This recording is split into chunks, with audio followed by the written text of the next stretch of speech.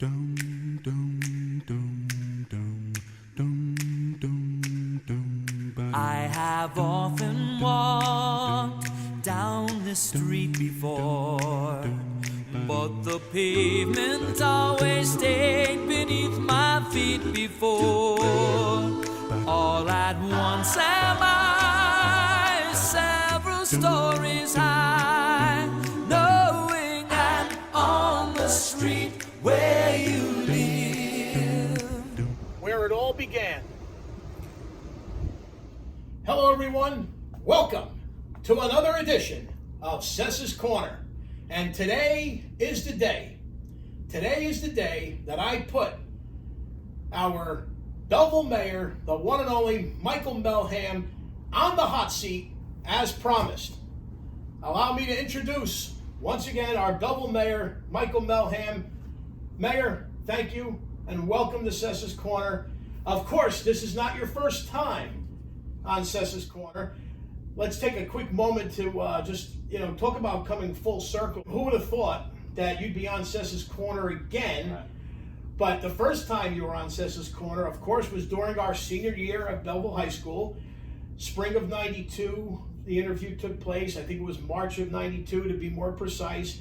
And of course, the central focus of that interview was on that upcoming Belleville High School varsity baseball season, which you, of course, were a prominent, member of. You were the first baseman, and you were one of the key players going into that season.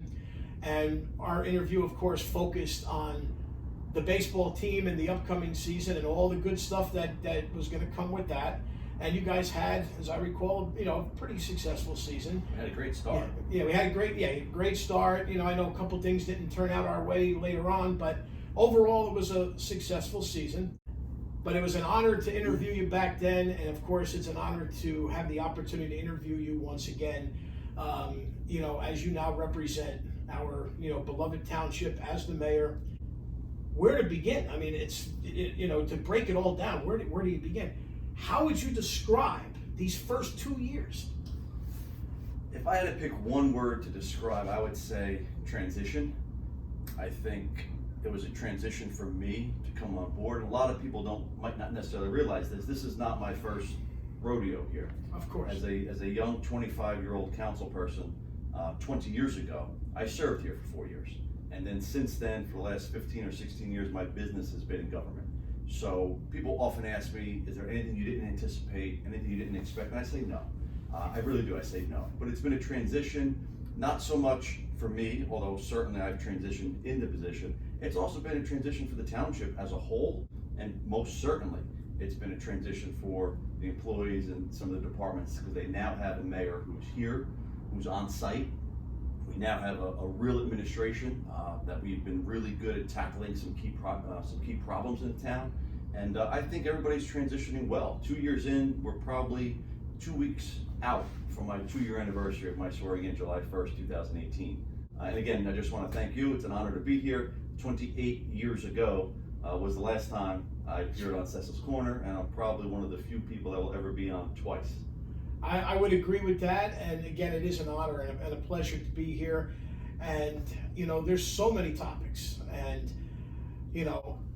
I would say, before we kind of break down some of these topics and kind of really sink our teeth into some of the specific issues facing the township at the present time, in regards to the first 2 years, what would you say has been some of your greatest accomplishments thus far, and what would you say has been some of the maybe some regrets or mistakes or disappointments, and how we can compare the two? I would probably say, if you say somebody coming into this position, into Belleville, the elephant in the room is always taxes. I mean, everybody is taxes, and I understand that.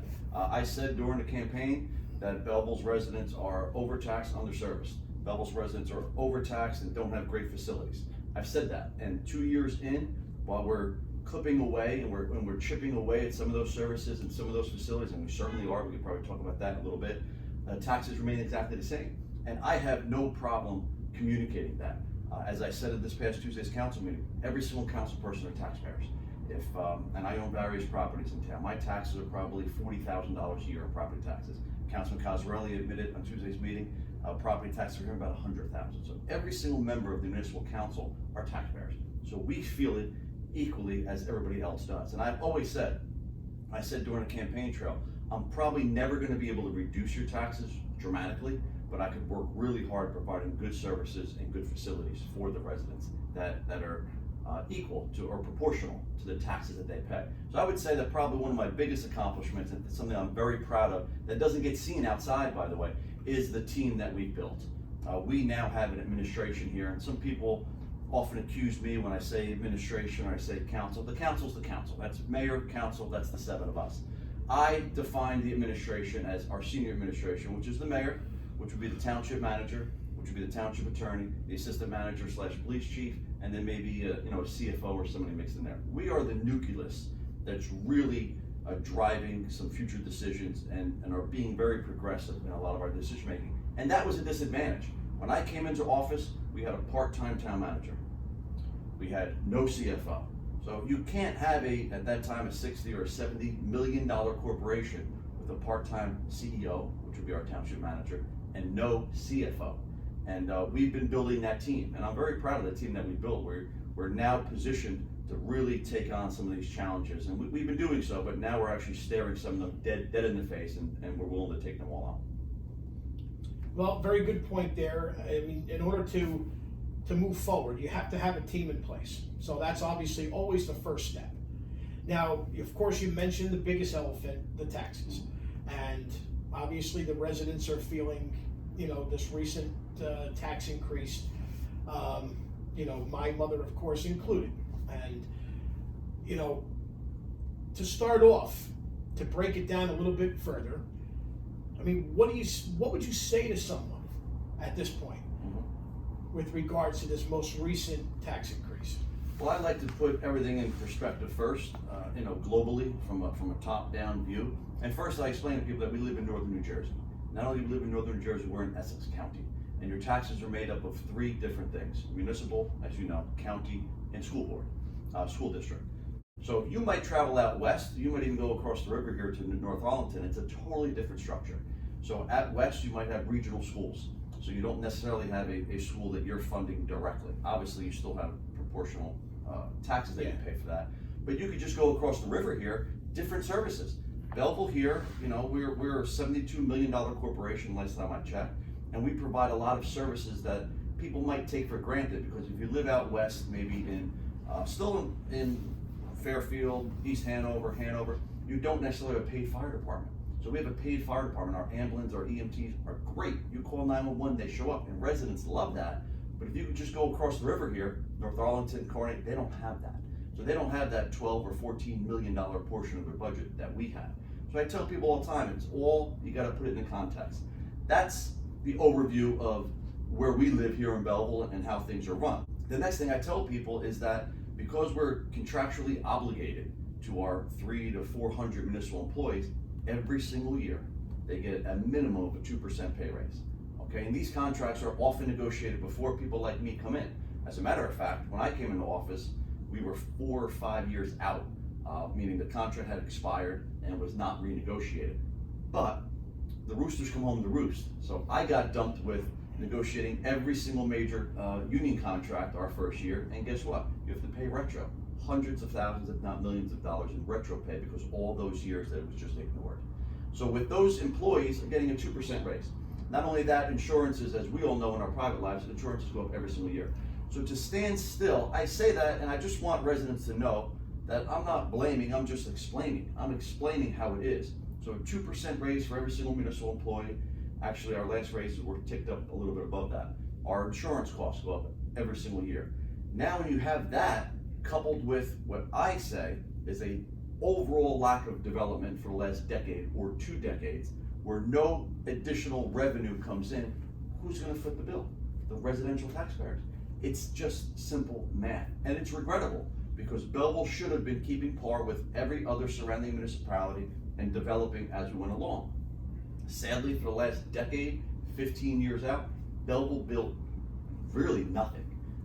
nothing substantial to offset that increase every single year. And eventually, as I said, the roosters come home to roost, where if you're not bringing in additional revenue, you have to get the revenue from somewhere. Some people say, lay them all off, fire them. We are a public entity. We have civil service. We just can't go and fire people. And if we do engage layoffs, which we can do, it's often the newest employees that are at the lowest salaries that have to go first. And 9 times out of 10, those are the hardest working people. So unfortunately, a lot of it is our hands are tied, but there is a solution. The solution is, and I said this last year at my State of the Township address, we can develop or redevelop our way out. We don't necessarily have a spending problem. I'm an entrepreneur, and I could squeeze and I could find fat almost anywhere. And of course, we're a government, and there's fat. You can find it. But we don't really have a spending problem. We have an income problem. We haven't created new revenue in the last 10, 15 years. And because of that lack of revenue, we hit the residential taxpayer, and other services start to suffer because of that. The good part about that is in the last 2 years, we were well on our way to some new developments, new revenue coming in, and it's gonna take another year or so to be seeing that, but we are on our way. Now, we'll get more into the developments, shortly, but to backtrack for a second, in terms of the current state of affairs around the world, as you mentioned, you like to make the global reference. So, how would you say that the current COVID-19 pandemic has affected the township's current financial state thus far? So it has. As I said at last Tuesday's council meeting, I woke up January 1st, never hearing of COVID at this point, and we were preparing our budget for the 2020 year. And you wake up in January and you get hit with 2 things. The first thing that we got hit with was the fact that we had several employees that were retired. Those employees, there were 4. Those employees got a $500,000 payout because of accrued sick time, vacation time, and all that stuff, which is not budgeted for. It's not like that department had been saving money every single year for a rainy day. No. So the first day we woke up, January 1st, we're $500,000 behind the 8 ball. The next thing that happens is that we find out that we're settling, or I should not say that, we are paying out on another lawsuit.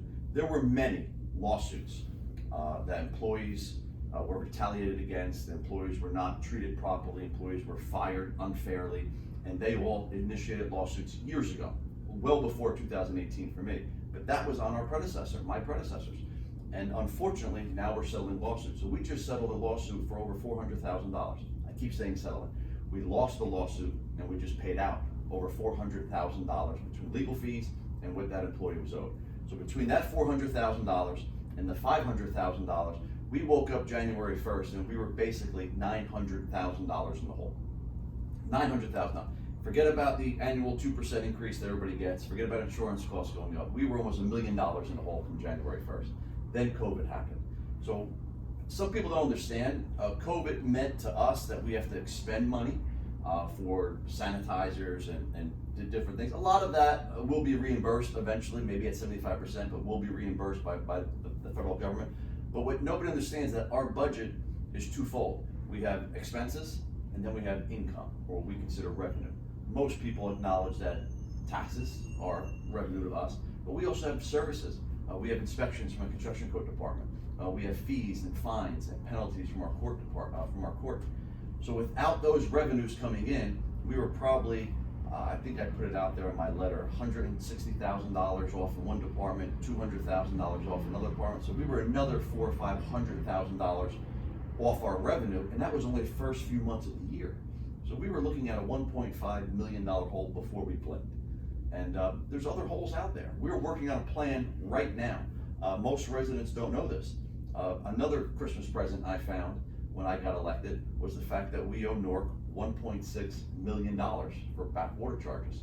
We haven't paid them yet. And Lord, that's not in this increase, by the way. We're coming up with a creative solution, and I think it's a fair solution to get that paid off. But we came into office, and I assumed this position with a part-time manager, with no CFO, with labor contracts that had not been negotiated for 4 to 5 years, that included retro once we negotiated them, $1.6 million owed to Newark. It just seemed like for a decade, people hid.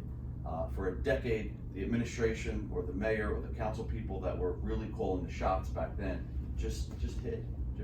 And I'm dealing with those problems now, and we're gonna work our way through it. Now, let's talk about the lawsuits for a minute. Generally speaking, of course.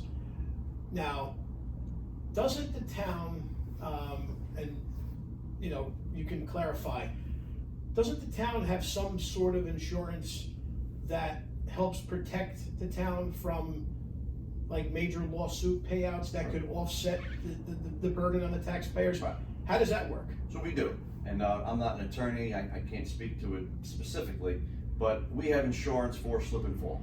A DPW truck hits somebody else, we have insurance for that. Cracked sidewalk, a tree falls, God forbid, hurts somebody, injures a car, we have insurance for that stuff. Where we're really liable is when an employee, say a township manager who certainly should have never been in that position, even legally wasn't entitled to be in that position, just walks around and fires people. And it's not good. It's not good. And when things like that happen, there were multiple employees that were either fired on the spot, no progressive discipline, targeted for retaliation. There was a lot of that stuff happening. I, somebody who was subjected to that, and I was a victim of that myself in my private life, which was one of the decisions that forced me to say, you know what, I'm gonna take them on, and I'm gonna run for office. But put me aside, those employees were unfairly targeted, unfairly fired, and when they get hired back, because we lose a lawsuit, we have to give them back all the time they missed. We have to pay them out, we have to pay their attorneys. The last attorney's fees that we just settled a few meetings ago, I talked about it to this council meeting, $220,000 just for the legal fees, $160,000 to that employee. Your mother and my mother paid for that in this tax increase. And those people are no longer here, and thankfully, and I'm glad they're no longer here. I had a part in making sure they're no longer here, but unfortunately now we have to still deal with it. So just to clarify a little further, so while there's insurance in place for, like you said, the slips and falls and, obviously other work-related, incidents that can occur, but there's really nothing in terms of insurance in place for lawsuits that stem from, retaliation issues or, disciplinary issues or, things of that nature. There's a little bit of, sure, we call it the JIF, the Joint Insurance Fund. Sometimes, depending on the nature of the complaint, sometimes they provide an attorney that represents us to pay it out. Sometimes they'll pay out a portion, but there's absolutely no doubt it definitely affects our bottom line. Basically, there's some insurance involved, but not nearly enough to offset the financial damage that these lawsuit payouts can create. Absolutely. And obviously, without going into any details, because obviously you're not permitted to do so, are there any other remaining outstanding pending lawsuits of this nature that may still hit us down the road? I think 2 years out, 2 years into my term, I think we just settled I keep saying settle. We just paid out the last one, but it went into the millions of dollars over the time that I've been here. Some of that is insurance money though, but it did go into the millions. I will say this, 2 or 3 years prior to me, we had a township manager here. I often say part-time, that doesn't necessarily mean he did a bad job, it just was a part-time position. No lawsuits under that township manager, and I've been here for 2 years, and we have no lawsuits of that like, personnel issues, disputes like that, for 2 years now. So we have made a change. Unfortunately, we're paying for old bad deeds. Okay, and so there's nothing that's outstanding, there's not another one that could be coming down the road that could affect the next tax bill. We're pretty much at this point at the end of that. Right. So we can hopefully put all of that behind us and move on. Yeah, and I will say one last point to that is because of the team we have in place, because now for the first time I think in Belleville's history, we now have we have a full-time, but now we have an outside professional township manager. And a lot of people applaud Mr. Iacono. He teaches public policy, public administration in college. He was an outside guy. When I first came in, people knew we were going to be looking for a township manager. The typical Belleville people thought it was going to be an inside job. The deal was going to go to somebody that we all knew. They didn't have any faith that I was willing to bring in somebody from the outside. And I knew I was bringing in somebody from the outside from day one. But we have safeguards in place because he is a professional. Now we have progressive discipline. Now we write employees up and put a letter in their folder. You're not fired on the spot anymore. Everything goes to progressive discipline. Hearing officers now. Everything is handled differently. There are safeguards in place to make sure those lawsuits don't happen in the future, because we have the right team in place now. Well, that's definitely, reassuring. That's good to know.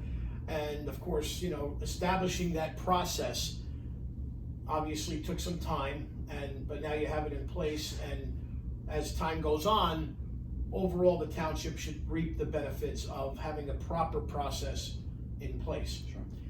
Now, to touch a little further on the tax issue, from the last town meeting last week, a letter was read to you from some residents from the Brandywine condominium complex on Belleville Avenue, and they expressed some strong concerns and frustration over the tax increase and so forth.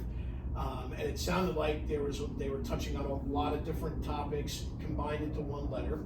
And we all understand where they're coming from, and especially during this difficult and challenging time. And of course, I know you addressed some of the concerns at the meeting, but for a situation like that, do you anticipate perhaps, considering and I guess as the pandemic, hopefully continues to loosen up and unfold, maybe reaching out, arranging a meeting with those residents in some forum where you can maybe address them firsthand in a socially distanced, safe manner? Because I think that letter needs more attention than just your comment, the comments you made at the town meeting. Because I think if you were to get in front of those people and be able to explain things in more detail and kind of have an open forum and more Q&A, you might be able to establish a better understanding and a better relationship with those folks. That's something that you might consider doing in the near future. I mean, I have no plans to meet specifically with that particular person. That person basically said that they were the president of the association, and I do not believe that letter equaled what 60 residents believe. I believe that was her opinion. And as I pointed out in Tuesday's council meeting, most of it was incorrect and just flawed and wrong. So I don't necessarily put that much attention into negativity. I obviously love to communicate, and I love to explain things. I did the first ever State of the Township. My second State of the Township was canceled during COVID. Of course. I'm hopefully going to do one maybe in September or October, but a lot of those topics would be things that I would talk about that everybody can hear. Something that also we get no credit for, and I say we, I mean the council. This council has accomplished a lot, but one thing that we get very little credit for is our level of transparency. There has never been a more transparent mayor or administration or council in the history of Belleville. From day one, I promised to live stream every single council meeting, and I've done that. Every single council meeting since July 1st, 2018 has been live streamed. We might have a much better website that has a lot of information on it. We now have social media accounts, and I'm adamant that I sit there and go out there and I put a letter. Most mayors would never put their name with their letterhead in a letter going to every single taxpayer about a tax increase. They might write a letter if it's no increase, or they might write a letter if it's a rebate of some kind. But most people wouldn't do that. But I do that because I want to explain it, and I want to make sure people know that I'm explaining. I'm not afraid to face people and explain things. I think I can explain it to them in a way that they understand it. And I don't shy away from that at all. So I'll be doing that in my State of the Township, where I often make notes all year round. I know exactly what people's questions are, and I can explain things in a different manner. One of the topics I'll be talking about is the lead line replacement program, which I'm very, very proud of. Now, I'm glad you brought that up. It's a good segue into, that this whole water lead line situation that you've been dealing with, that the township as a whole has been dealing with. Where are we at the current state of affairs with that whole crisis? Are we at the tail end of it, or? So when we talk about lead, let's talk about lead first, not lead line replacement. So, and again, I like to go top up and explain everything to everybody. So we are customers. Belleville does not have a water source here. We don't pump our own water out. We are a customer. Newark buys a lot of water from two different reservoirs, Pequannock and Wanacue. All that water comes down from way up there, right through Belleville actually, into Newark. And Newark has an overabundant supply of it, therefore they sell it to us. So we are a customer. I want everybody to know that. We buy our water from Newark. I kept telling everybody that would listen, if you mention Newark in the conversation about water, you have to mention Belleville. And I took that fight pretty far. If you may recall a billboard on Route 21 calling out members of the state government. and state officials, because I wanted Belleville to be included in that conversation. I fought that fight, and I'm willing to fight that fight, as I would fight for Belleville at any time. So we buy our water. That water at the source, and people have to really understand this, there's nothing wrong with it. That water's fine. That water is then treated at the source, and different, I hate to say the word chemicals, but it's treated with different chemicals, and those chemicals do a couple different things, but one thing they do is when the water sits overnight, so it comes down from Wanacue or Pequannock, and it sits right outside your mother's house on Naples Avenue. And that line that's in the street comes down the center of your mother's street in a big line, and there's a little line that goes off from your mother into the house. That line, because of Belleville's aging infrastructure, much like Newark, most of them are lead lines. When that water sits, that water's perfectly fine at the source. It's then treated with some different components. When that water sits in the line overnight, there's a potential for that lead that's made up of the pipe to leach into the water. That's why they often tell you to run your water for a few minutes first thing in the morning.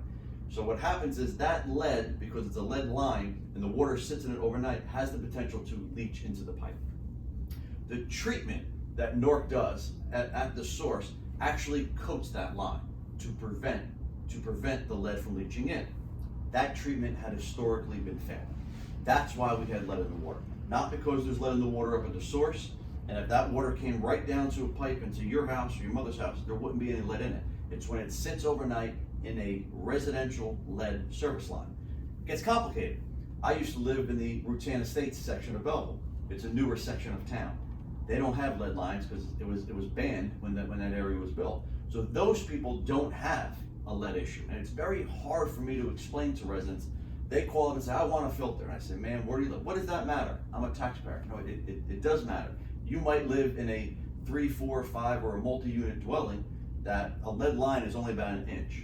So an apartment building would have never had a lead line. So sir, you don't have lead in your water. You're okay.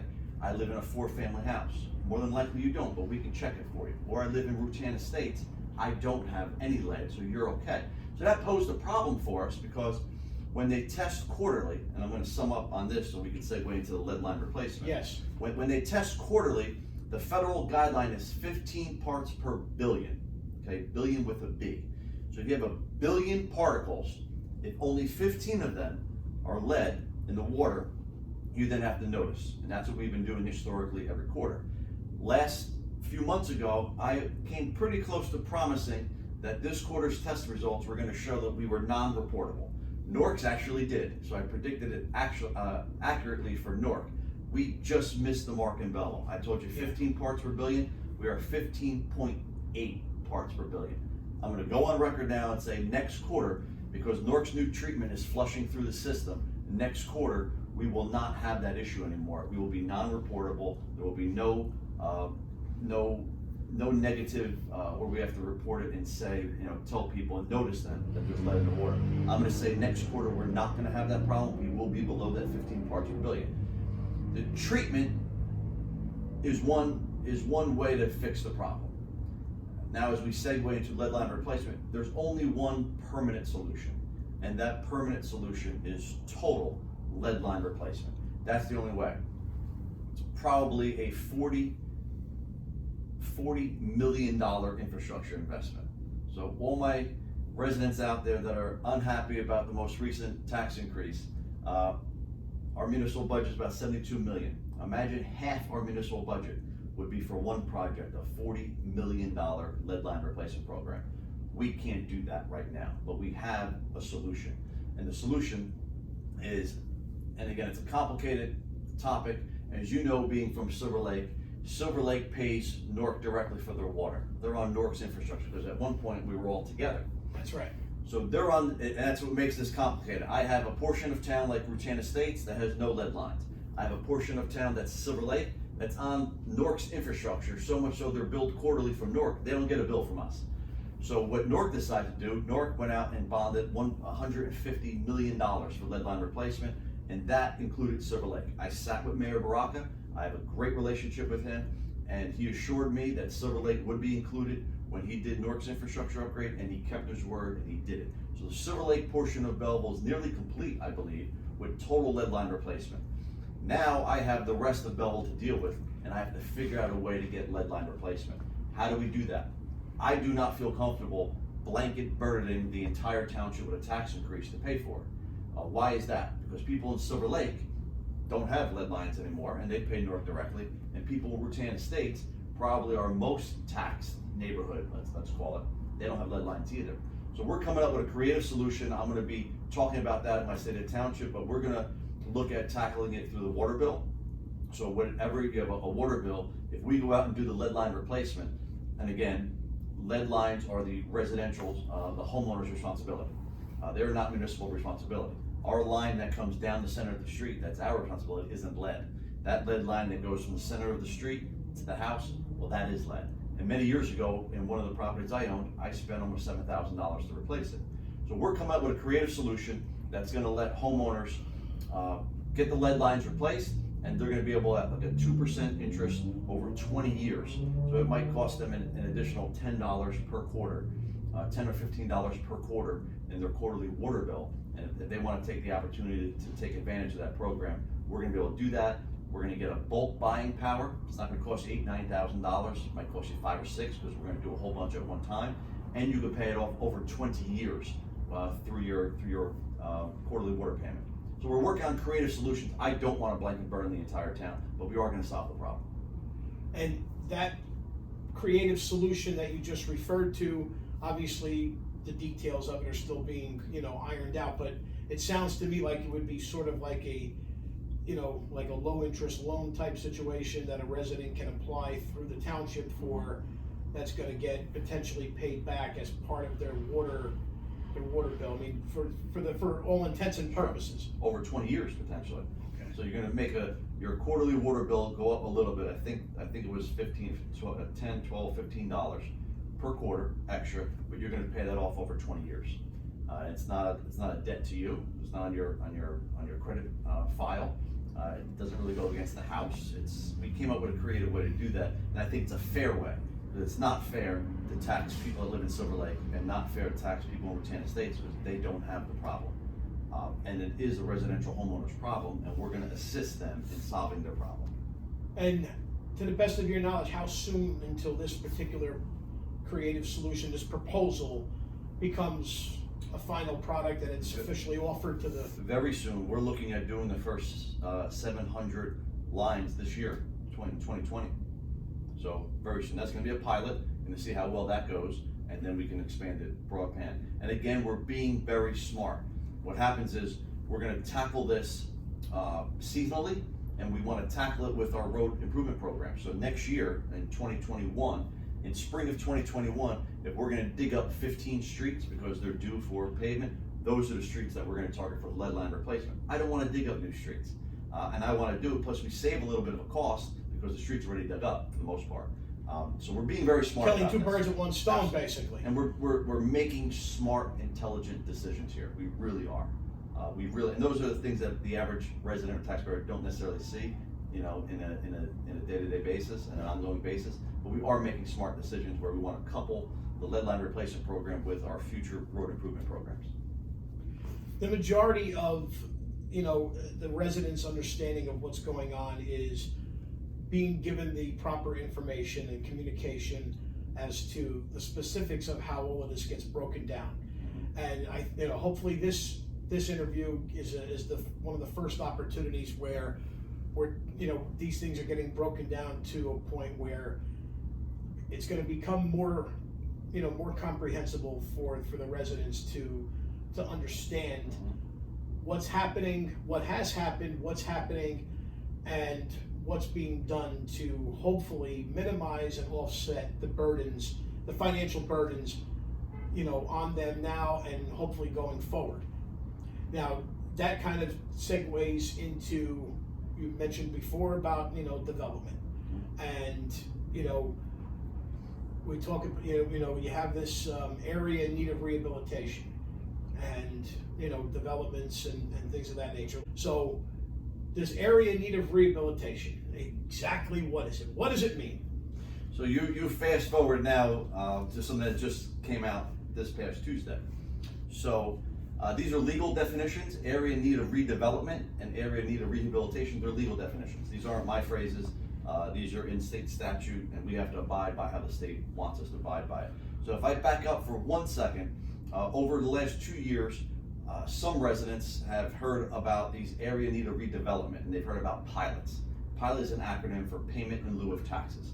There are a small percentage of people out there, although they are outspoken, that I think they truly understand it, but they purposely try and mislead people because they don't like it. So they often say that these are tax breaks. They often say that we're giving incentive, or we're giving tax breaks to wealthy developers. Meanwhile, the residential homeowners get soaked. So even though that's totally untrue, if we take that premise, fast forward now to our area in need of rehabilitation, what that does is exactly what they've complained about for the past year that we don't do.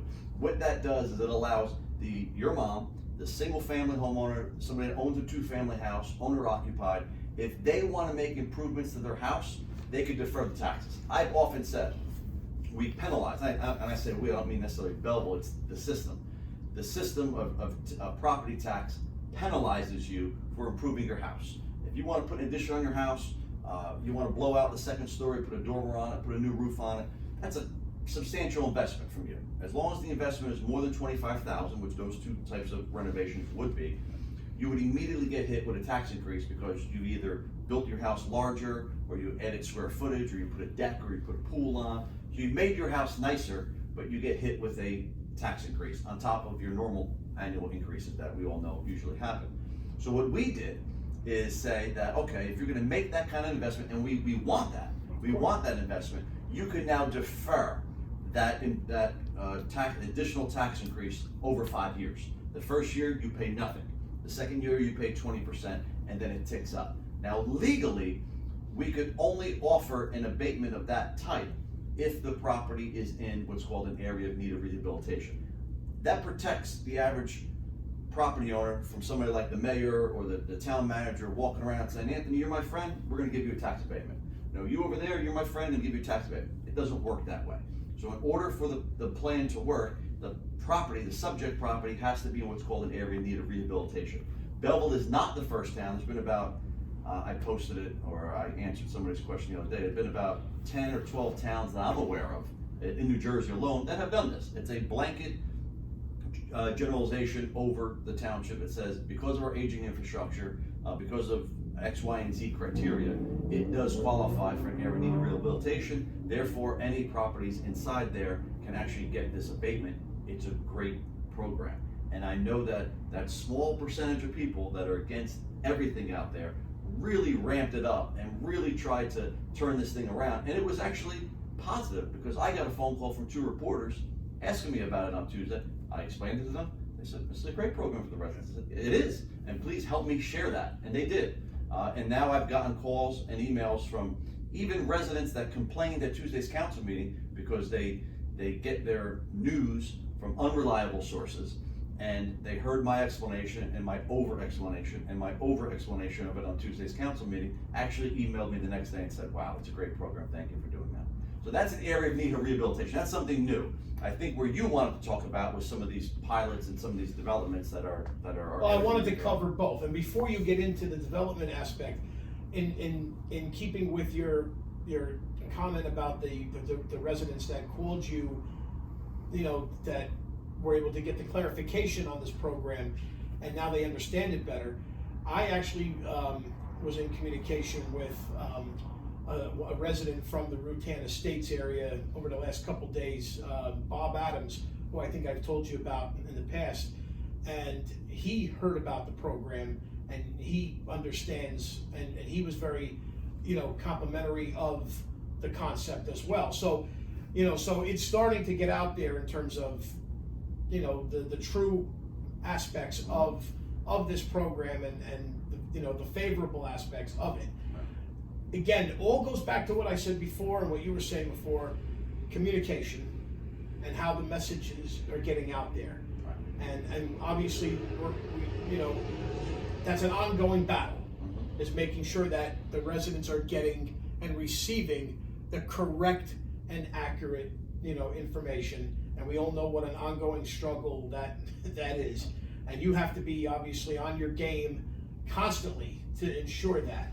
And I'm sure that that within itself can be incredibly exhausting. That said, shifting into developments and the pilots, and in terms of existing developments that are in motion and what could be upcoming. So you're right. So in order to, a pilot is also a version of an abatement. It's an interesting concept. It's something that the state legislature agrees to and allows municipalities to do this. If it was a bad concept, I don't think it would still be here, and I don't think every other municipality would be taking advantage of it, just like Belleville's starting to. Unfortunately, that had been a dirty word in Belleville for about a decade, and that's the reason, back to my earlier point, Belleville hasn't built anything substantial to help offset the taxpayers, help offset the burden to the taxpayers. We need more revenue. There's no doubt about that. So now the conversation becomes, well, where do we put it and what do we get for it? Well, if there's a large tract of property, something that's probably close and near to dear to your heart in Silver Lake, I'll use specific examples. I don't mind doing that. I'll take, you know what, before I go into that, I want to talk about the environmental cleanup on that property. I want to give a different example. The example right here on Washington Avenue. Now, we have a gateway project coming in here. It's a beautiful building, absolutely beautiful building, 155 units. First of all, people start yelling and screaming about school-age children. That's a fallacy. School-age children, for the most part, don't move into apartments, especially one-bedroom apartments or two-bedroom apartments. So let's just take that out of the equation, because I could talk about that all day. That subject property down there, the anti-everything crowd that's out there would tell you that that project was approved many, many years ago, and it didn't need a pilot, a payment in lieu of taxes. And I said, you're absolutely right. It was approved, and for 12 years, it sat vacant. So just to tell you, don't quote me on it, but I think the number is about $19,000 a year is what that empty lot paid. So for that 10 or 12 years after that project was approved, it sat vacant, okay? In my opinion, that hurts the residential taxpayers. The pilot does not. Pilot brings in revenue, leaving a piece of land vacant for 10 or 12 years, only collecting $19,000 on it. That actually hurts the taxpayers, because we're not offsetting our tax burden at all with that. Now you come in with a pilot, which is a payment in lieu of taxes, and there's a mathematical formula that goes on, but what most people don't realize is it's not really an abatement, it's actually a revenue share. So we actually get, depending on the negotiated percentage, anywhere between 10, 12, and 14% of that revenue. What does that mean? That project down the valley, the project here on Washington Avenue, it would never have gotten built, because it just, the traditional tax formula would never have worked. You couldn't support it. So now with a pilot, we get a revenue share on that, and the first year's revenue share is about $880,000, and that comes directly to Belleville. That does not go to the county, does not go to the school district. So $880,000 in year one. Explain to me how this is too good of a break to be offering developers. We're getting $880,000. Guess what? If we had gotten that $880,000 over the last 10 years that property had laid vacant, we'd be at $9 million we would have collected. So letting a property sit there vacant and often contaminated actually negatively impacts the taxpayer, because there's no rateable on it. Here we're getting $900,000 a year in the first year of the pilot down here. Now let's switch. Let's go to Belmont. Interesting project there. That land had been contaminated, and never, I was on this council 20 years ago for 4 years, and I've been here now for 2. Never had we had an advocate come in here and say, that's contaminated land, you need to clean it up. Because they're okay with just letting it stay vacant. Yeah. So they would prefer to have a vacant piece of contaminated land throwing off next to nothing in the grand scheme of things as far as taxes. Instead, a developer comes by and says, I could develop on that, and by the way, I'm going to clean up the land. So win-win for us. We get an environmental contaminated piece of land cleaned up to New Jersey DEP residential standards, not Michael Melham standards, not Township of Belleville standards, New Jersey DEP standards.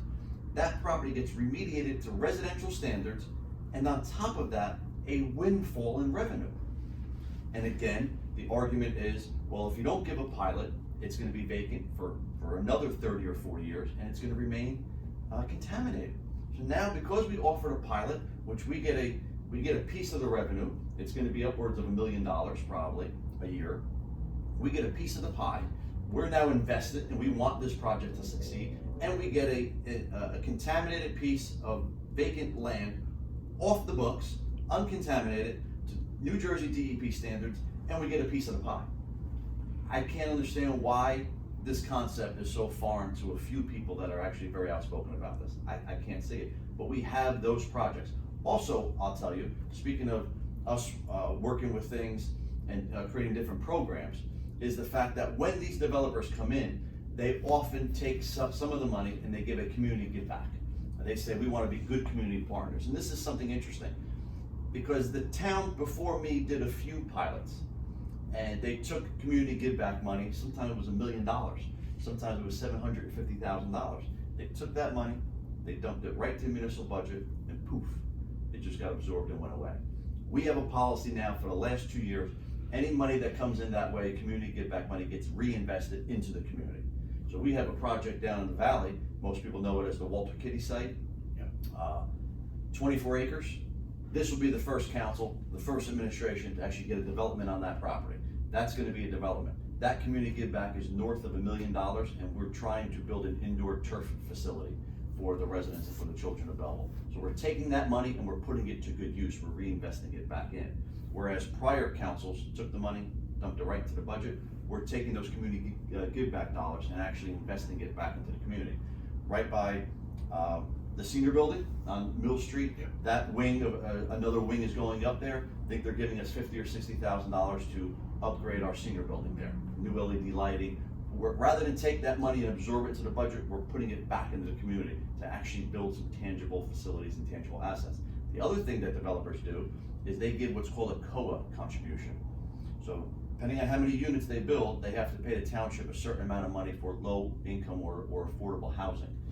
Belleville doesn't have a requirement. If you build 100 units, you have to make 20 of them affordable because of our demographics. We actually are already affordable.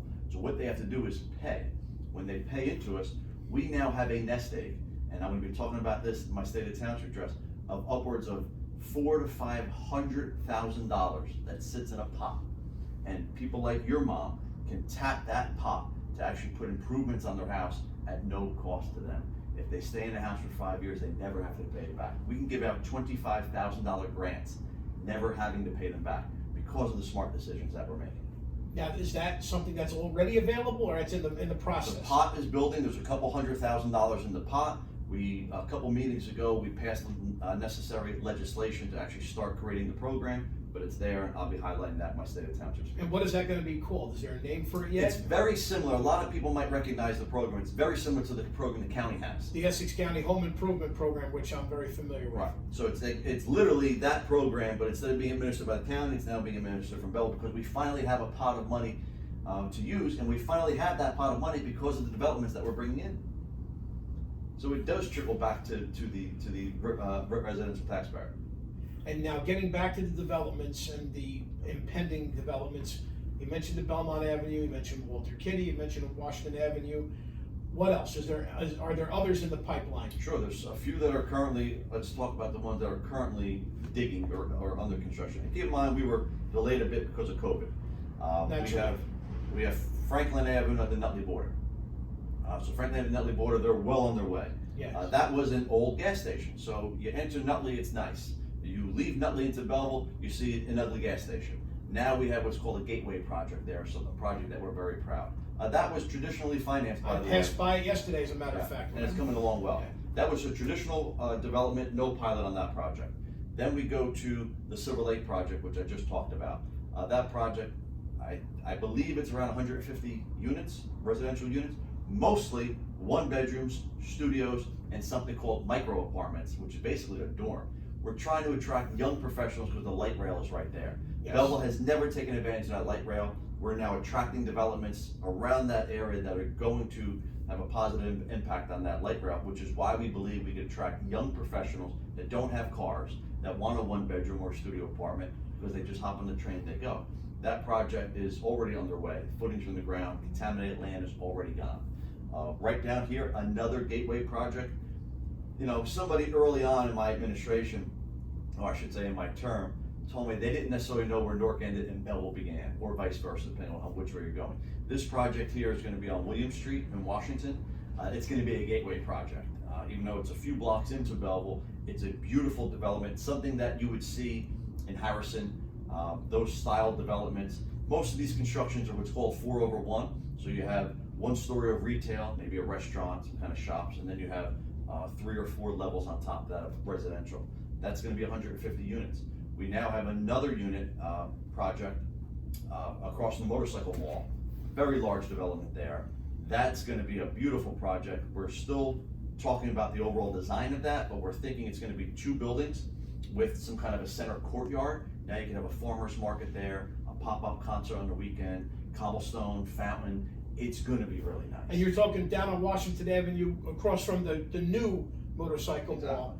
The old, that used to be the ice, Yes. the ice factory, whatever it was called. Sure. And years ago, I think there was an amusement park Yes. in that, on that tract of land. And that's that big tract of land that's before the, what now is the Belleville ShopRite, which of course used to be the Pathmark. Right, if you're heading north toward Nutley. Yeah. That's something good. We have a few other developments that are either under contract or in review. But then as we go down toward the valley, which is considered a commercial or industrial area of town, as I previously mentioned, 24-acre site, Walter Kitty, this council, this administration, the first people in 40 or 50 years to finally get a development on that site. It's going to be, I think, 350,000 square feet of light industrial warehousing. They call them last mile, something like an Amazon would take to put their trucks in there and shoot everything out. That's going to be about 350,000 square feet, a great rateable for us. And as I mentioned, little north of $1 million in a community give back. I'm hoping to we might have to add some money to that, but I want to build an indoor turf facility here for Belleville, because our facilities and our recreation facilities are lacking, although we are making great strides in that. I could dovetail into that in a second. The last development that we'll speak about is directly next door to the Walter Kitty site, 24-acre site. Directly next door, as you again go toward Nutley, I call it Belleville Industrial Properties. People know it, the Fabric Warehouse is there. I've often said that facility, that 13-acre tract, looks like Germany bombed out after the war. I mean, it was just a horror zone down there. And we used some clever negotiating tactics there with areas in need of redevelopment, and looking at and studying it, that actually brought the owners to the table. And they're now under contract to sell. That's going to be light industrial, totally cleaned up. I'm tired of Belleville looking dirty and disgusting, especially as you leave Belleville going to another town, or as you leave Nutley and coming in. Those 2 tracts are going to be great developments, something that we're really, really going to be proud of. And again, they net us not only ratables, which are going to offset the tax base, they also net us community givebacks to do things like build turf facilities. Belleville's 3.6 square miles, almost 40,000 residents. We'll find out when the next census comes out. We have 1 turf field. In the last 12 years of my life, I've traveled around the state with my nieces, who are both soccer players, and seeing what the facilities that other towns have and what they offer. And Belleville was lacking. And I used to say, and I said it during the campaign, Belleville's residents are highly taxed and don't have any facilities to match. We're now building those facilities. Right now, there's a machine up at the high school complex, which is actually the municipal complex. There's a machine right now digging borings, and we've got a $5.5 million upgrade coming to there. Another turf field, what most would consider the practice area. So you have the varsity football field, which has turf, the only one in town so far. Our grandstands are there. Directly next to that is going to be a $5.5 million upgrade, new turf field, new ball fields, lights, a track.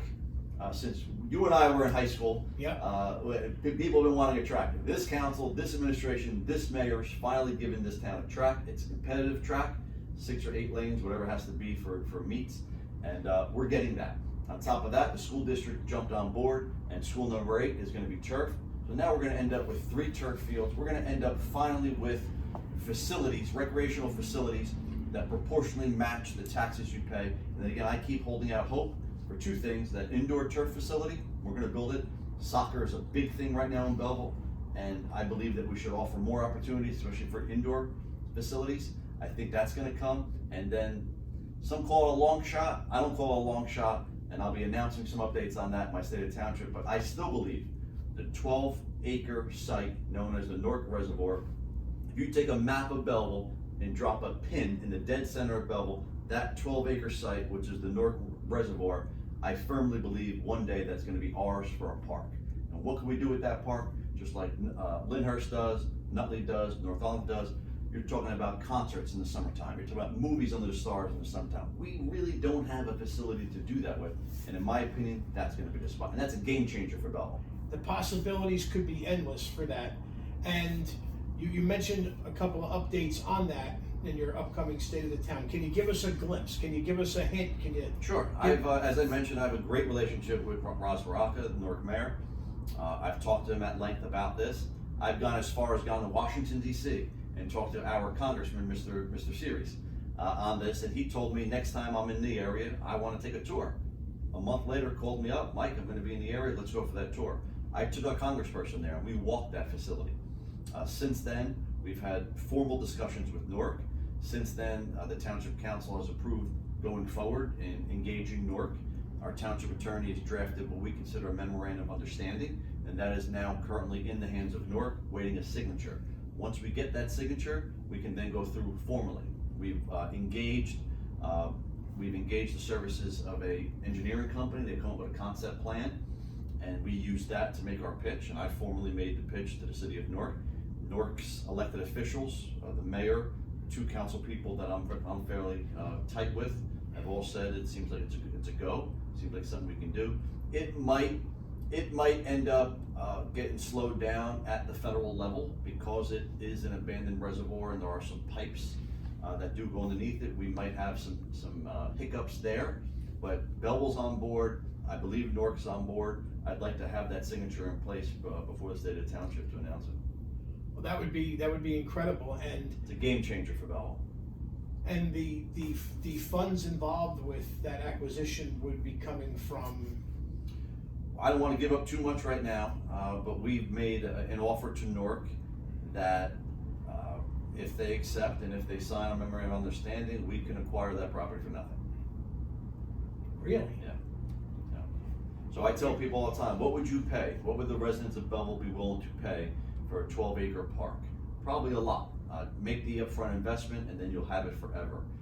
Because even though Newark is a government, because they have pipes and they have some infrastructure, they actually pay us some tax.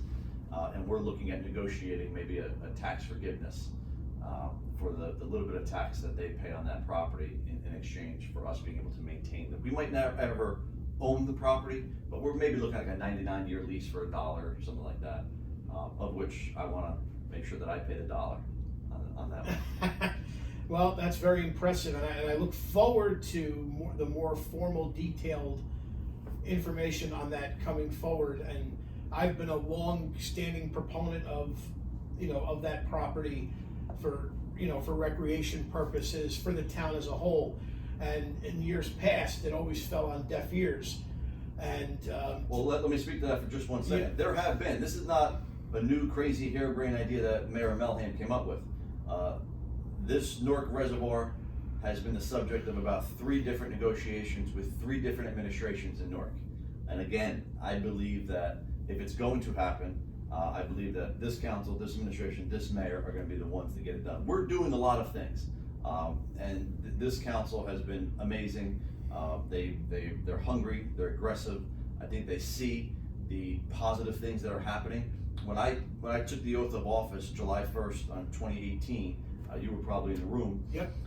I did something quite unique. I turned my back to the audience that was there. I spoke to the audience and then I turned my back to them and I addressed my council colleagues and I said, let's do this differently. I remember distinctly. Rather than fight and infight and whatever I propose you go against and what you propose that they go against it. Let's work together. Let's get some collective accomplishments under our belts and let's run for re-election, or let's just tout our accomplishments rather than our disagreements. And this council, whether it's the developments going on down the valley, whether it's taking some pilot money and dispersing it into the community to get some givebacks, or it's things like the Newark Reservoir, or it's things coming up with creative solutions like the lead line replacement program, like this other housing improvement program. It's going to have north of $400,000 in it.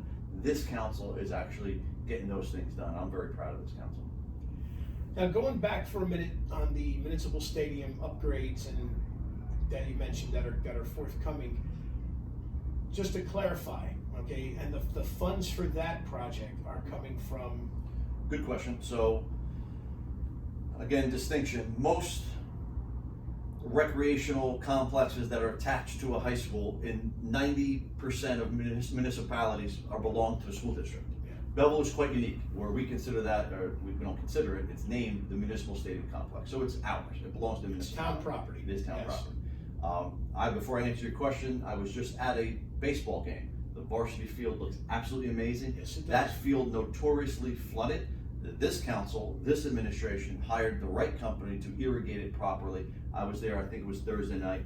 Field looks amazing. As a former baseball player and somebody who's gotten black eyes on that field from bad hops, I'm very proud of that field. And I want the rest of the complex to match that. I'm a detail guy. Many people haven't noticed that yet. And it drives me crazy. We have a beautiful beautiful baseball field. Our varsity football field, while the grandstands are iconic and will hopefully never go away because they're iconic to Belleville and to New Jersey. Absolutely. The varsity field turf is probably at its end of its life and it needs an update. But I'm adamant that if we have something that looks nice, it all has to look nice. So, $5.5 million project. Where's that money coming from? $2 million of that money comes from Green Acres funding. So we got $1 million 2 years ago, and we got $1 million this year. So $2 million of that is coming from Green Acres, state funded. That's $2 million. The township in 2018 or 19, went out and bonded. Basically, it's the equivalent of a home equity line of credit, which Belleville's bonding capacity is, I want to say it's north of 100 million. The last I checked, we're only about 20. Belleville hasn't bonded much, and I say because we haven't built much in the last decade.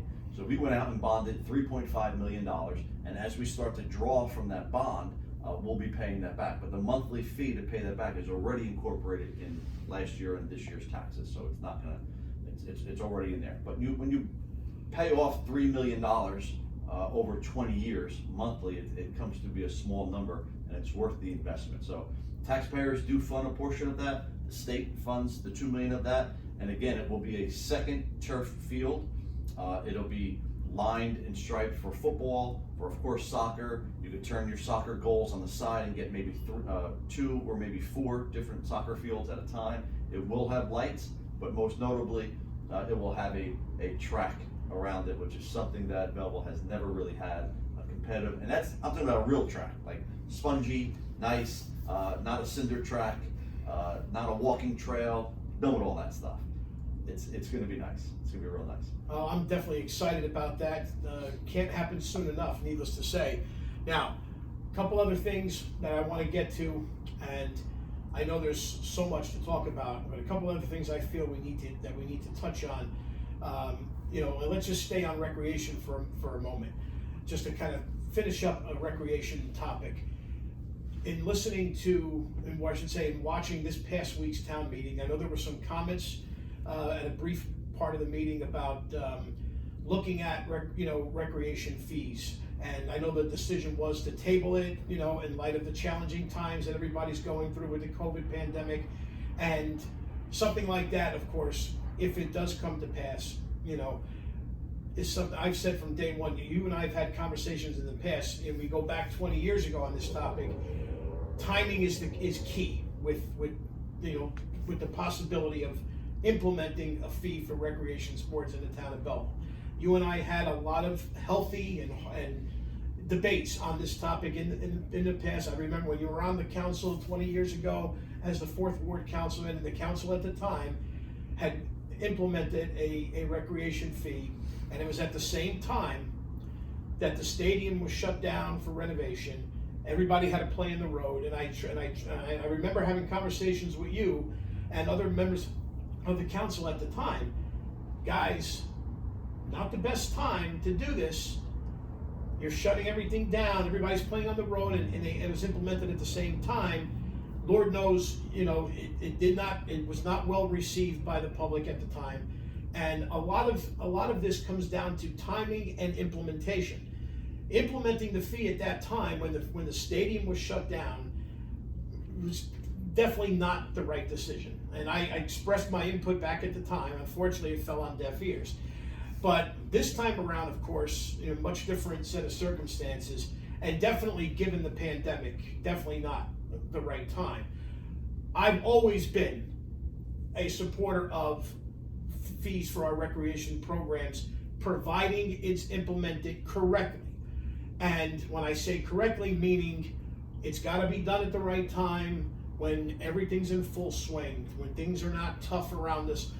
And you have to break it down where there's a multifamily discount, where if someone has multiple kids playing different sports or the same sports, there has to be a criteria for, different sports are going to obviously require additional fees or a different scale of a fee, I should say. And then I think the other key aspect to it, and this is where you'll have to consult with the town manager and your CFO, to me, implementing a recreation fee does no good if that money gets absorbed in the general budget and gets washed away. That money would have to, if it ever does come to pass, that money has to be guaranteed to go directly back into the recreation budget. Otherwise, there's no point in doing it. At least that's my opinion. So just to back up, 20 years ago, Belleville did vote to institute rec fees, and that was then undone in a future administration. Yes, it was. That decision 20 years ago was a budgetary decision, and I'm glad you mentioned that point here at the end. If rec fees are going to come to Belleville, as mayor, I'm adamant at the fact that it's not a money grab. It is to reinvest back into our programs. I've often said, first of all, I am honest when I tell people that I am conflicted on this topic, because I've had people on both sides explain it to me, and both sides make some sense. So where I'm going to land on this, I'm not quite sure yet, but I can tell you, if we land on rec fees, they will be reinvested back into the programs. I've often said that Belleville is quite unique. We're one of the few municipalities, probably statewide, that has free recreation programs. And I've often said, though, that at times I have felt that we're more interested in touting that we have a free rec program than we are touting a successful or a good or a solid rec program. I would rather charge a few bucks if it meant a better rec program. And that's where I'm on that. And I truly do believe, though, that the arguments for or against are pretty simple. One, if rec is free, you'll enroll all your children in it.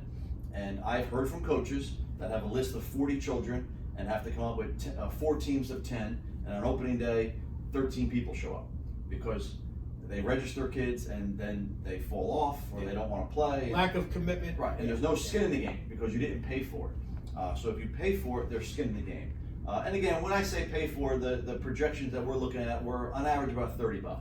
I'd like to maybe see a little bit less. I'd like to call it a t-shirt fee as opposed to a rec fee. At least cover our hard costs.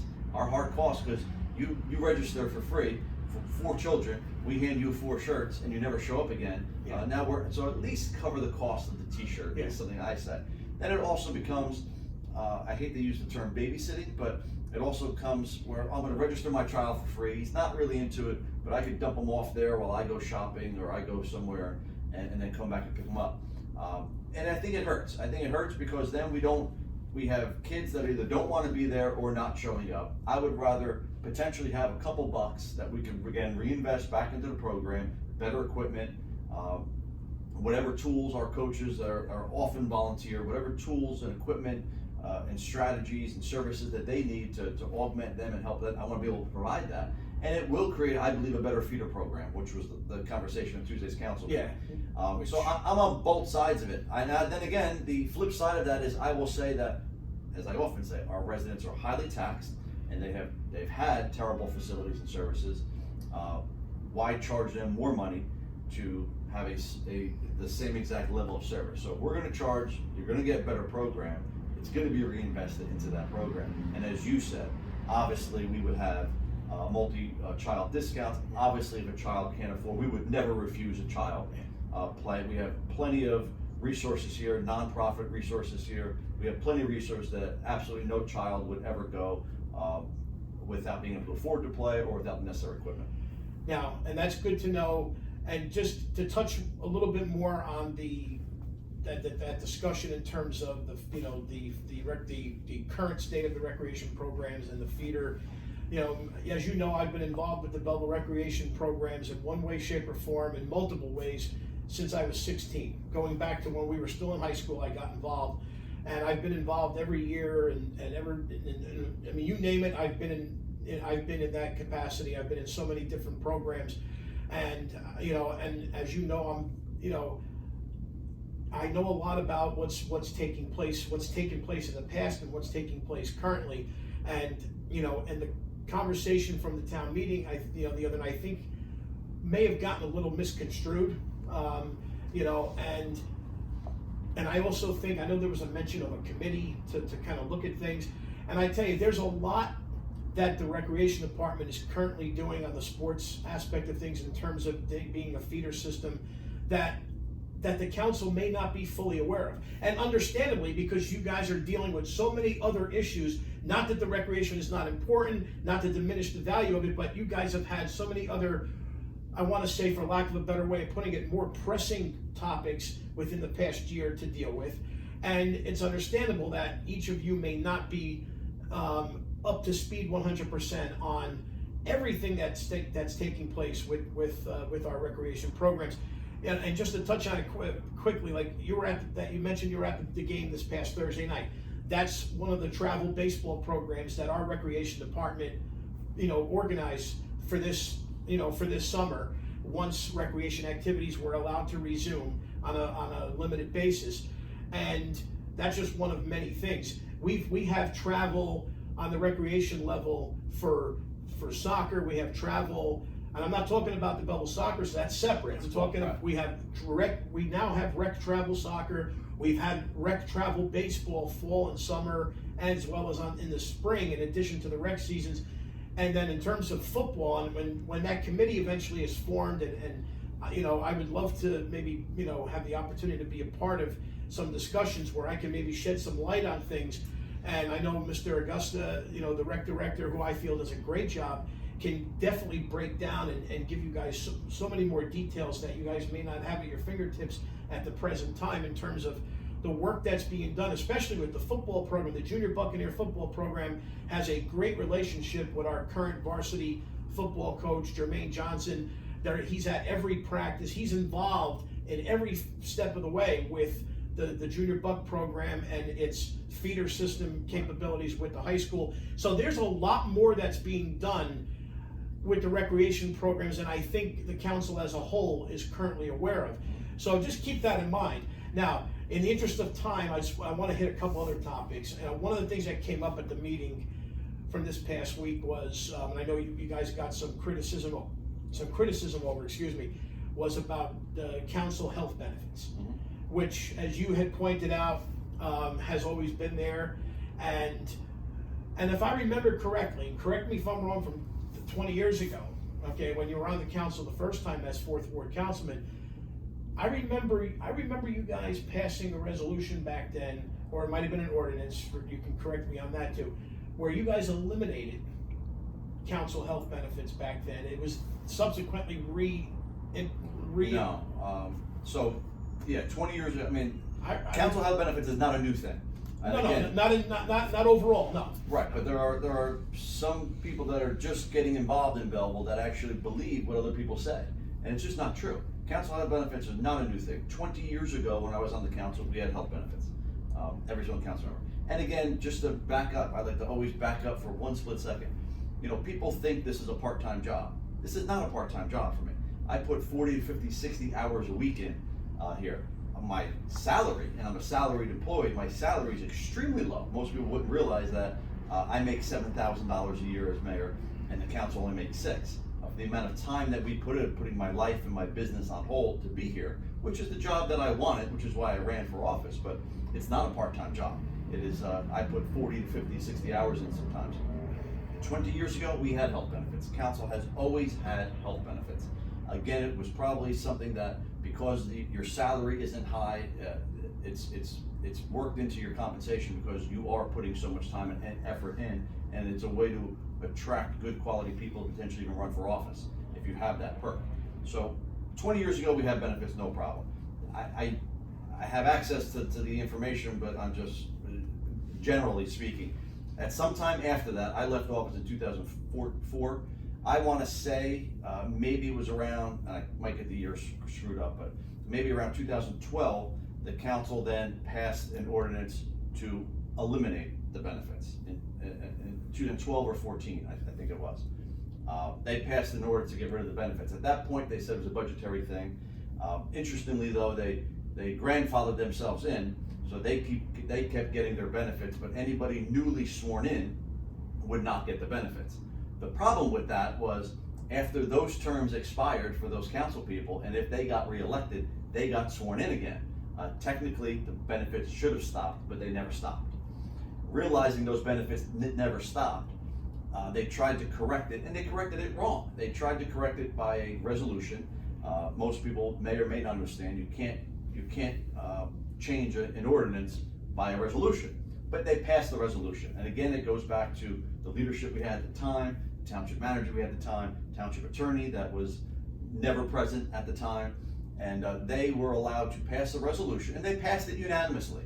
Mayor Kimball back then, Councilman Kennedy, all of them that were on the council passed a unanimous resolution saying that the council should get the benefits back.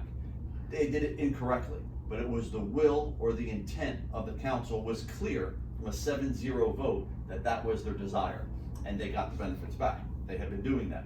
When I got my benefits, I assumed Mayor Kimball's benefits. Councilwoman DePena, she assumed Councilman Kennedy's benefits. It's nothing new. It's always been in the budget, and it's always been there.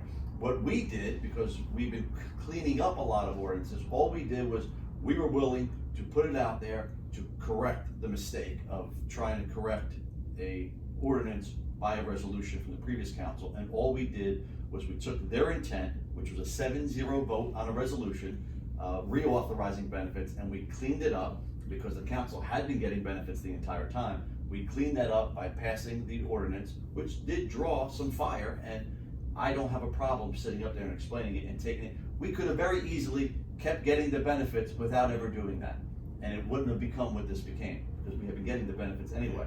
I have no problem, though, making those tough decisions, making those tough votes, and explaining to residents, because I don't like when the outspoken minority that's out there spreads falsehoods and spreads fake news and convinces people that something's going on that's not. And I like the opportunity at times to clarify the record. We did not have to make that vote, and we could have kept receiving those benefits. Probably would have been incorrect to keep receiving them once we knew it was an error. We cleaned it up. Every single council before us had gotten them. It was the will of the council, even before us, Mayor Kimball, Councilman Kennedy. They all had the benefits. They all voted to get the benefits. I did not vote to add $1 to the budget by getting the benefits. I understand that, but I will suggest that you do go back and check the records from 20 years ago, because I do remember, and my memory's pretty good. Mm-hmm. I do remember the elimination of health benefits at that, somewhere between 2000, 2004. We reduced our pay, so. Yeah, I remember that too. The last time, Yes. the council's Yes. pay was changed was a vote that I led and a vote that I cast Yeah. 20 years ago to reduce our pay and eliminate our cell phones. Be that as it may, regardless, and you can double check that. Getting back to the present state of affairs, yes, you've cleaned up the ordinance as you said, but let me just play devil's advocate. Are health benefits really needed for the council? Considering that you all have Right. professions that you're in, and I would imagine you're all covered. Yeah, I mean, I had health benefit. We all don't have professions that automatically give. Some people are self-insured, self-employed. I'm one of them. Councilman Cosarelli is another one. Councilman DePena is another one of them. So we all do. We all have livelihoods, and even though I'm self-employed, my company that I'm employed by pays for benefits. But we get group buying power here because of the township, and there's really no premium. So people like to throw the numbers out there. It costs $18,000 for a single person, or $38,000. That's not true. Belleville is self-insured.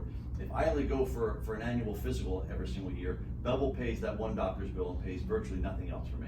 There might be some administrative costs, a couple $1,000 here or there, but these costs that are being spread about online are not accurate. $18,000, $36,000, it's just not accurate.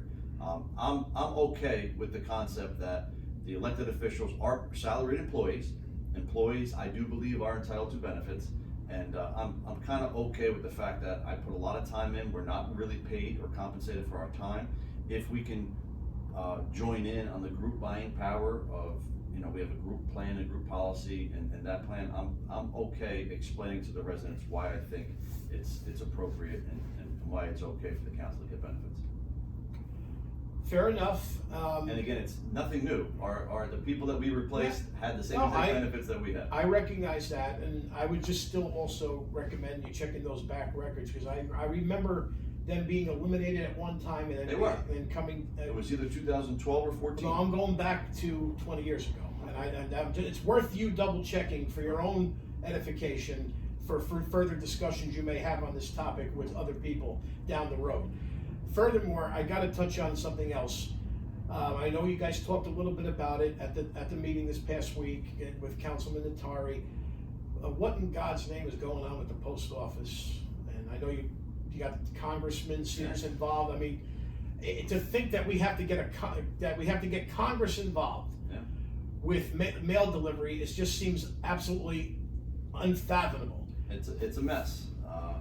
It's a total mess. It's a mess throughout town. And again, I often say that I have many titles in this town. One of them is Chief Complaint Officer. Because I'm so accessible, because I'm so out there on social media and email and direct messages and comments and posts and all kinds of things, I get all the complaints. So I know everything that's going on in town. And this complaint really started when I asked for a federal investigation for the May election, when we found ballots just being strewn about in lobbies of apartment buildings. And there wasn't a federal investigation. I believe it's still ongoing. That's when I first got the congressman involved.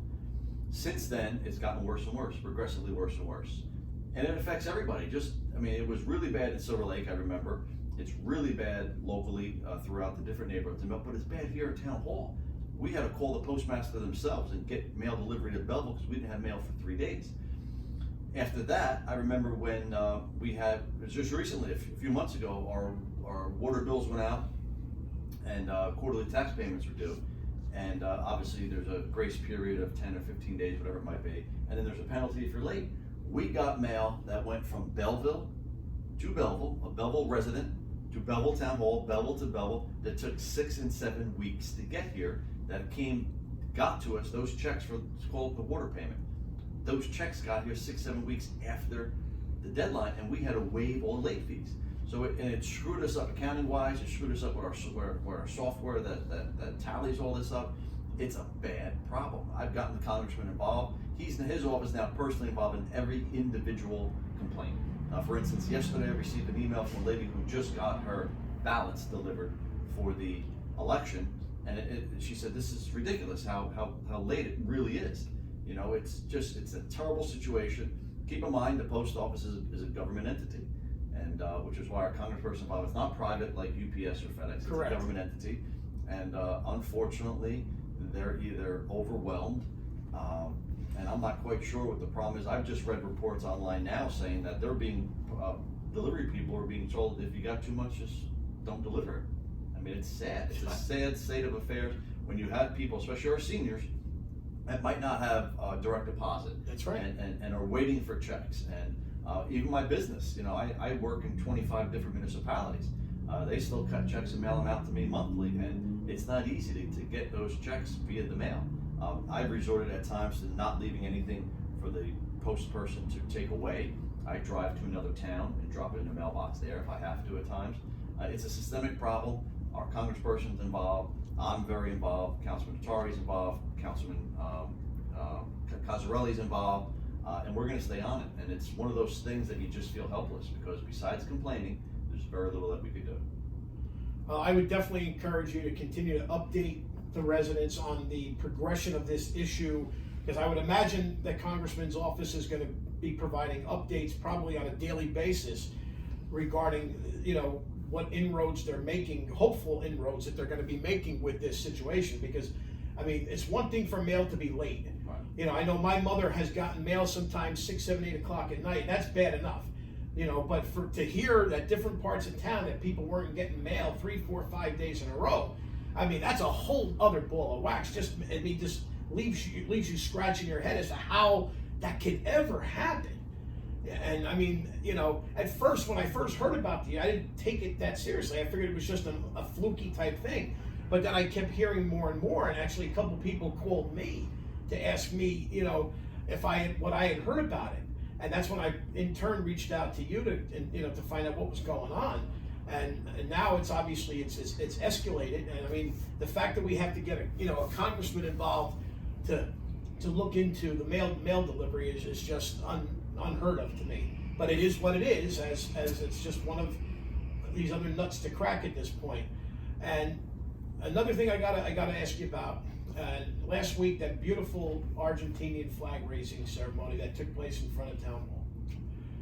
Now we know we're still in the middle of this pandemic, okay? And you know, in looking at the pictures you posted from the event, and you know, I wish I could have been here in attendance myself, but of course there were a lot of questions and concerns expressed about the people that were at the ceremony, nobody wearing the facial coverings. I guess my question is, why, from your perspective, where there's nobody wearing the facial coverings? Well, it's not accurate, first of all, and there were a lot of complaints. So, you know, as I post pictures and I try and keep everybody up to date on what's going on in town, it's nice when you get the people that are complimentary and say, great job.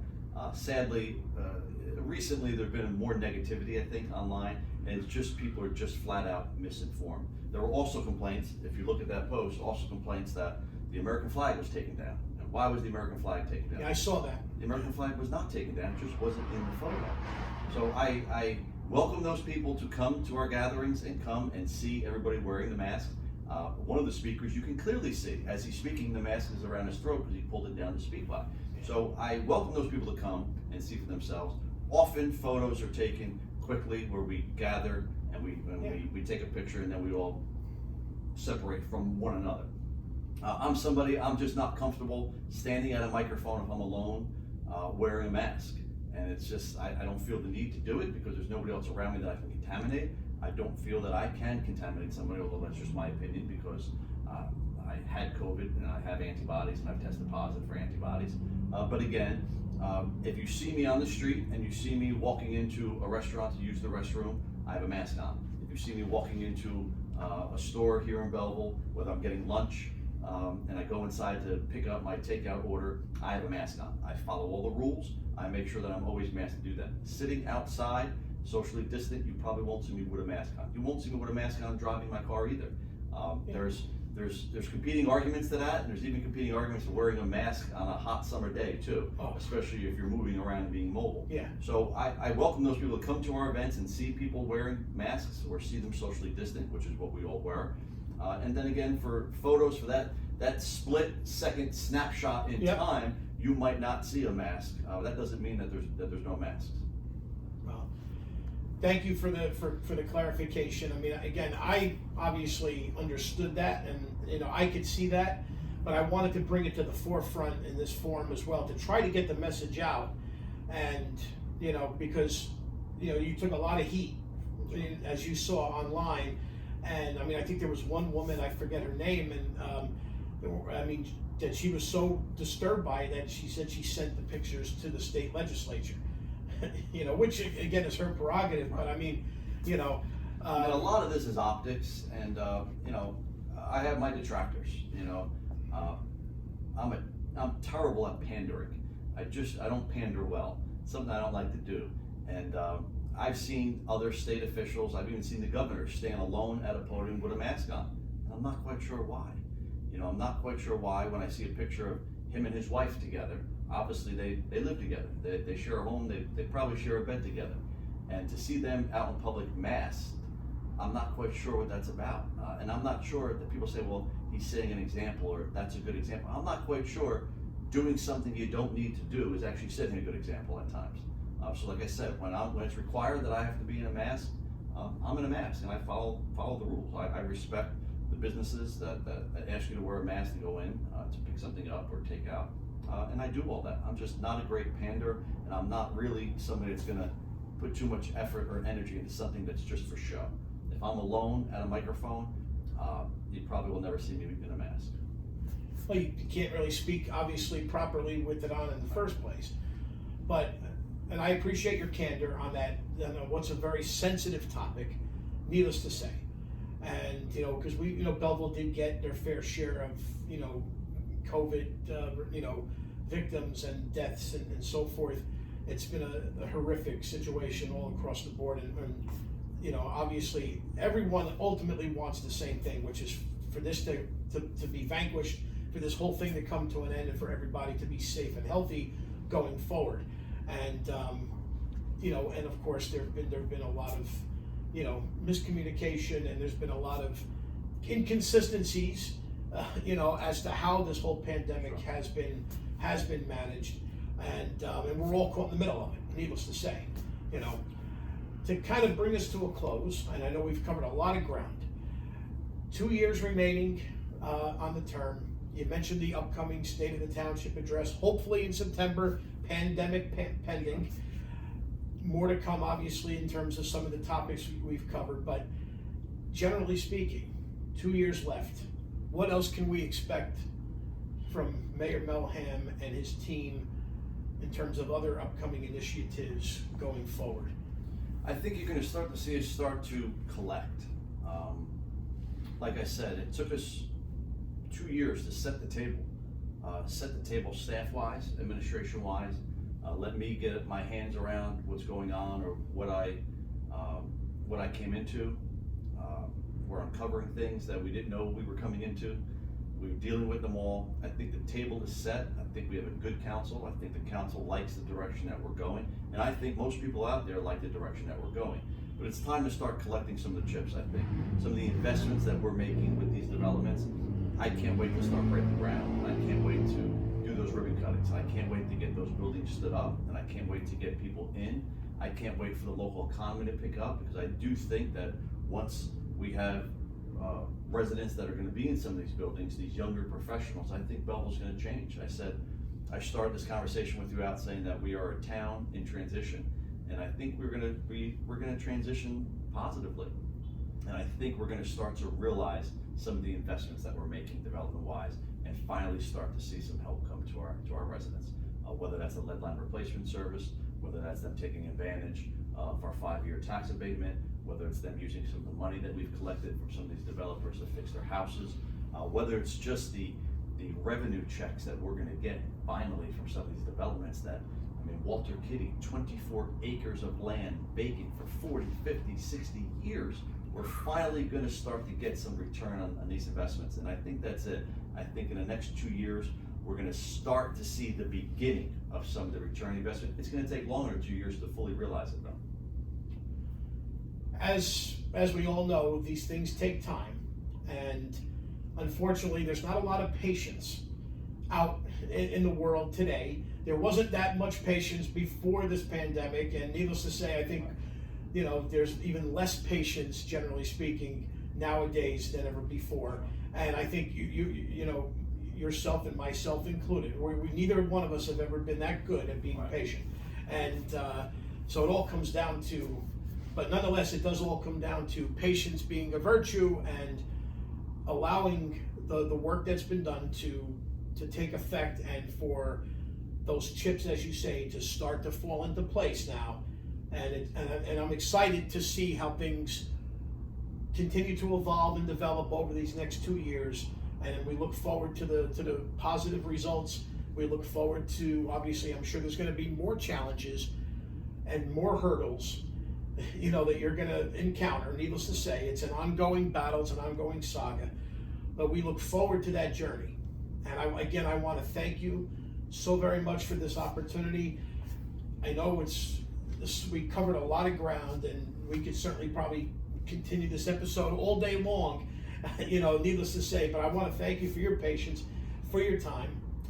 We covered a lot of ground again, as I said, and we look forward to what's to come for Belleville, and it's going to be a very, very fascinating and challenging journey, to say the least. Ladies and gentlemen, thank you for your time and patience as well. I know this has been a much longer episode than usual, but hopefully you will find it very, very informative.